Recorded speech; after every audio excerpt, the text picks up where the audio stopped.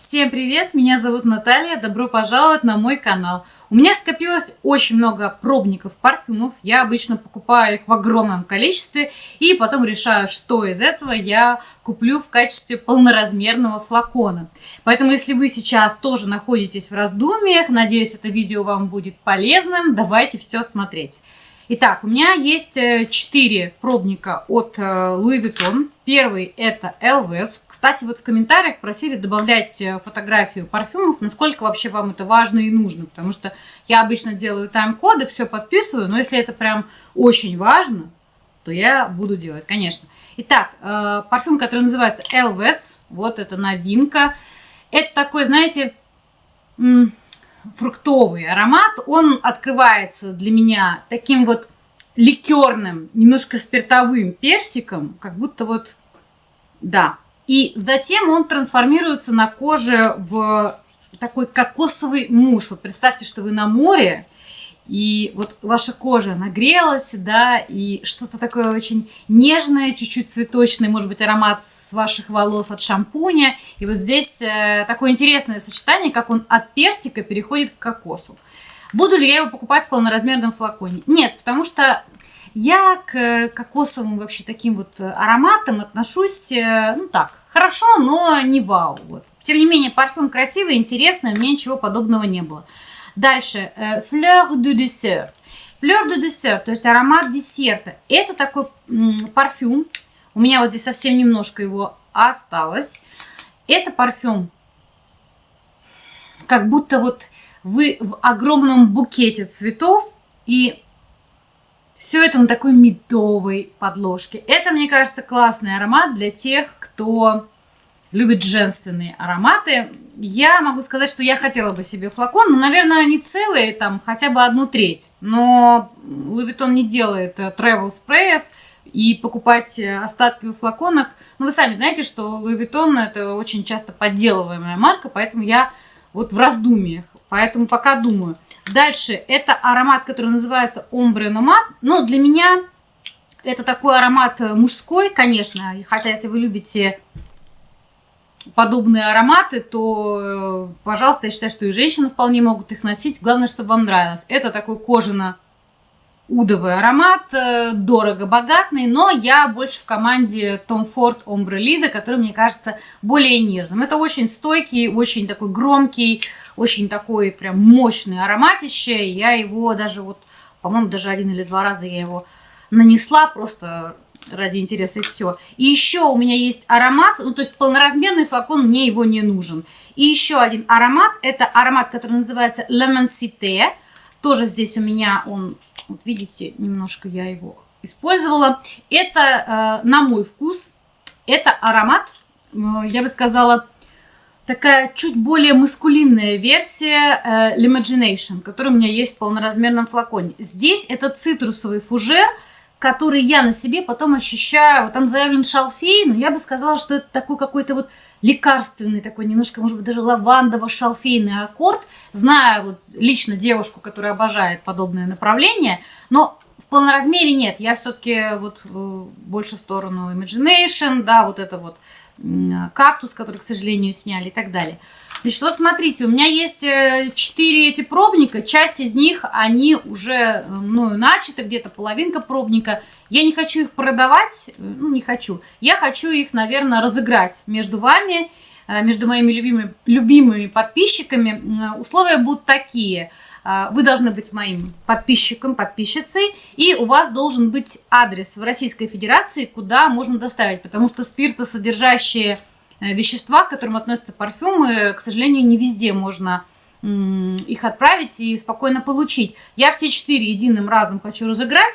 А что нужно сделать? В комментариях напишите, пожалуйста, какие еще вы смотрите YouTube-каналы, парфюмерные, может быть, бьюти. Почему вообще вы смотрите их? Почему вы мой канал смотрите? Какие еще каналы вы смотрите на Ютубе? Может быть, не знаю, там, кройка и шитье. Может быть, там вы подписаны на какие-то новости астрономии. Может быть, вы вообще включаете только мультики вашему ребенку, да, и вообще вы смотрите сейчас все в Яндекс и Дзене. То есть вы YouTube.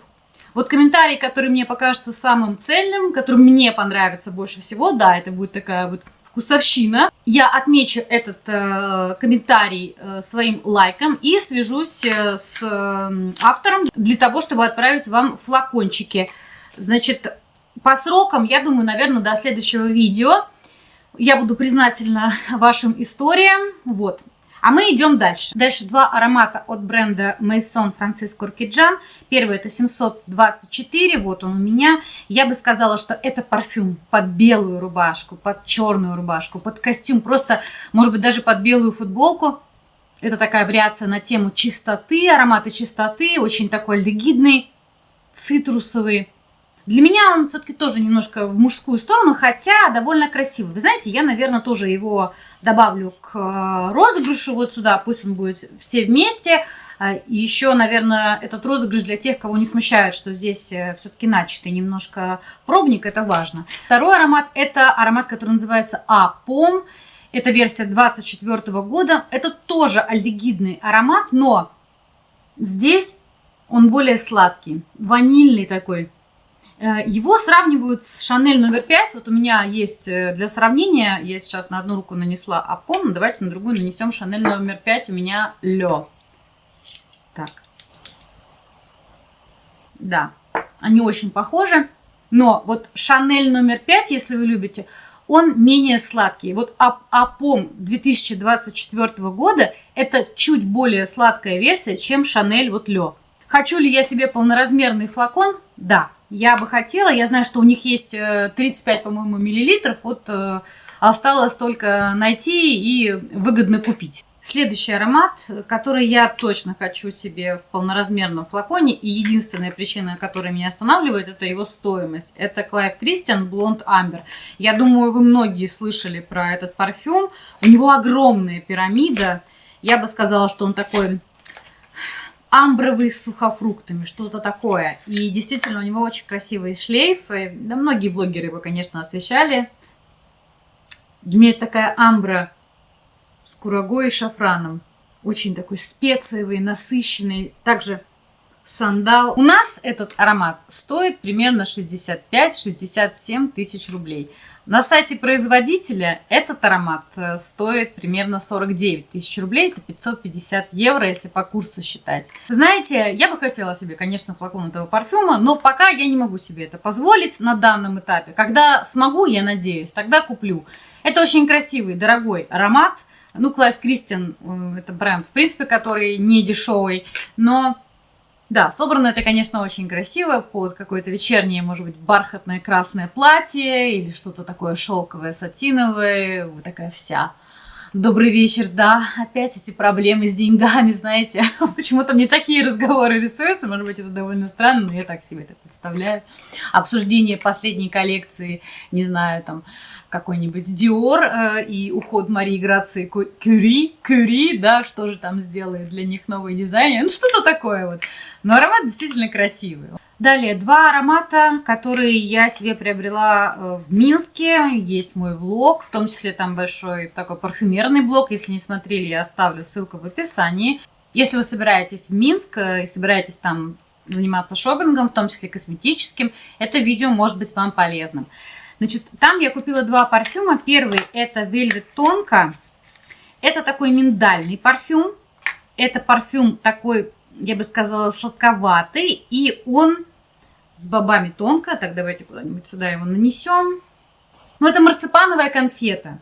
Если вы любите марципан, если вы любите ваниль, и вас не смущает вот это вот амбра-дерево, да, меня не смущает, то это очень классный парфюм. Я планирую его купить, но в небольшой версии. Мне он нравится. У него, кстати, неплохая очень даже стойкость. Дальше. Аромат, который называется Gris Charnel Extract. Это версия в экстракте. Я как-то пропустила всеобщую шумиху по поводу первого парфюма. Ну, вы знаете, я скажу так. Это пачули такой землисто немножко сандаловый даже парфюм. Он очень стойкий, здесь достаточно разнообразная пирамида, но здесь вот такие пачули, которые, мне кажется, красиво раскрываются осенью. Еще здесь я чувствую черный чай. Красиво он здесь вплетен, красиво. Вот этот черный чай, пачули, он не сладкий такой, немножко, я бы сказала, листья Красиво, красиво. Мне кажется, он унисекс и мужчинам, и женщинам. Буду ли покупать флакон? Нет, я вот не хочу. У меня есть одна хотелка, связанная с пачули, все никак я ее не реализую. Но что поделать. Еще один аромат, называется он Лу от бренда Gritty. Я купила его полностью вслепую, без затеста. Что могу сказать? Я вообще надеялась, что это может быть моим таким парфюмерным я, потому что, ну, по названию моего канала. Вы знаете, нет, это такой вот старший брат аромата Roses Mask от бренда Монталь. Я думаю, что многие вас знают. Это такой парфюм про ваниль, розы и мускус, в большей степени про мускус и розы. Так вот это вот аромат с очень мощной розой. Он собран на мой вкус более деликатно, более по-взрослому. И здесь все-таки в базе, пока я его разнашивала, чувствуется вот это дерево. Здесь, я не помню, заявлен здесь сандал или нет, но вот он точно такой древесный, немножечко молочный и очень мощная роза. Такая прям розища, знаете, Донна Роза, помните из фильма? Вот это Донна Роза. Я себя с этой женщиной, вернее, с этим персонажем из фильма не ассоциирую, хотя, вот, но тем не менее, я могу сказать, что этот парфюм мне не подошел, и полноразмерный флакон я покупать не буду. Еще один аромат, который называется By Bose Not a Girl, кстати, тоже продается в Минске, там у них в Золотом Яблоке. У нас, по-моему, тоже он представлен, я не уверена, есть он в Золотом Яблоке или нет. By Bose это вообще, ну, не копия, не клон, а это очень похожий аромат на Аль Райхан от Tatar Collection. Это Балдафрик от Байреда. Или дорогая версия, это Хануман от Bodycheia de Vittorius. Я бы сказала, что он может быть чуть более такой ореховый. Вот. Но если вы знакомы с этим ароматом, это фруктовый аромат, такой немножко цитрусово-манговый. Буду ли я покупать флакон? Нет. Хотя к бренду By Bose я отношусь очень хорошо. У них есть несколько интересных ароматов. Вот. Но конкретно этот не буду, потому что у меня уже были подобные ароматы. Еще один аромат – это Барение от бренда Hermès. Я когда была в Париже, у меня есть тоже влог на эту тему, я там его тестировала. Вы знаете, мне с первого раза он не понравился. Но поскольку я стараюсь не быть категоричной все-таки, я в итоге себе заполучила пробник и даже решила, думаю, ладно, поношу его, там, не знаю, 30 мл. Но не удалось мне его купить в таком размере, разобрали, не успела. Это цитрусовый такой аромат с пачули, и он очень нежный. Вот эти пачули, они не такие ядреные. Это аромат, который, на мой взгляд, подойдет. Вот если у вас день насыщен событиями, неважно какими, работа, решение каких-то проблем, какие-то прогулки, встречи, вот это такой идеальный вариант на каждый день.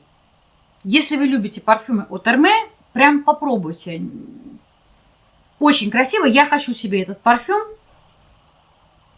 Все-таки я подумала, что да, вот найду, когда его в 30 мл в объеме, тогда себе обязательно его куплю. Я не могу сказать, что он поражает своей стойкостью, да, и какими-то техническими характеристиками, но он прям комфортный. Вот он такой, когда, можно сказать, не знаю, какой парфюм, не знаю, какая одежда. Просто вот хочу, чтобы был какой-то нейтральный парфюм. Вот это он. Еще один аромат, который называется Ivory Root от бренда Xerjoff. Давайте нанесем вот сюда чуть-чуть. Ой, с другой стороны. Что ж ты меня не слушаешься? Вот, слушайся. Это аромат, который я давно хотела попробовать, разносить. Что могу сказать? Я, наверное, такой аромат на себе не вижу. Мне он просто не подходит. Мне кажется, что это аромат для девушек с такой женщин, да и для мужчин, с такой, наверное, очень внешностью яркой, может быть, южной, с красивыми темными такими волосами, кудрявыми, что-то такое вот. Это специи. Здесь вообще, по-моему, базилик заявлен. Не знаю, по-моему, это такой вот как пучок чуть-чуть подсохшей зелени, которая, она как будто вот вроде уже подсохла, но она от этого не потеряла своей яркости, и она вот как будто пальцами вы ее немножечко перетерли со специями. Очень атмосферный аромат. Вот я вижу какую-то такую девушку в какой-то яркой, может быть, такой рубашке или платье с ярким принтом, каким-то, может быть, национальным принтом, что-то такое. Вот это очень красиво, просто мне это не подходит. Я не буду покупать себе флакон, но если вы любите вот такие парфюмы, по-английски это называется stand out, да, то есть такое что-то выделиться. Что-то очень такое атмосферное, чуть-чуть сладковато, он, по-моему, амбра здесь в базе раскрывается. Но это очень красиво, просто для меня это слишком мощно, это для меня слишком ярко, но аромат классный. И еще один аромат, который называется Rosso Rubino от бренда Giardini di Toscana. Значит, я его практически полностью сносила, что могу сказать. Это аромат сладкий. Так, давай. Он стартует цитрусами, а затем переходит в такое вот шоколадное немножко пирожное. И сверху как будто чуть-чуть, может быть, даже клубники или еще что-то. И вот по мере носки вы начинаете чувствовать эту розу. То есть в отличие, например, от Грити, где она сразу такая «добрый вечер, это я», да? Здесь прям вот она такая нежная, красивая. Как будто вам подарили, знаете, хороший шоколад и букет роз. Я считаю, что это идеальный набор. Если кто-то не согласен, обязательно напишите. Вот это вот такой какой-то, такой, знаете, подарок на встречу с женщиной. Такой стандартный, классический. Мне нравится. Красивый аромат, очень у него противоречивые отзывы, но я себе флакон хочу. Я думаю, что при возможности я себе его офлаконю. Вот. Я считаю, что это интересный аромат. Особенно мне нравится, что вот цитрусовый старт, он довольно долго держится. Поэтому вот этот переход плавный в такой вот немножко шоколадный с розы, он чуть позже. Я в восторге от этого парфюма. Мне нравится, что не всем он нравится. Это означает, что не каждая первая будет носить. Это хорошо. Поэтому мои рекомендации, если вы любите подобные направления, посмотрите, почитайте отзывы, потестируйте. Ну, вдруг вам понравится. Вот такое у меня получилось видео. Я буду признательна вам за обратную связь. Обязательно поучаствуйте в конкурсе. Я буду рада, если кто-то выиграет. С удовольствием вам все отправлю. Вот. Я благодарю вас за просмотр. И всего вам самого хорошего.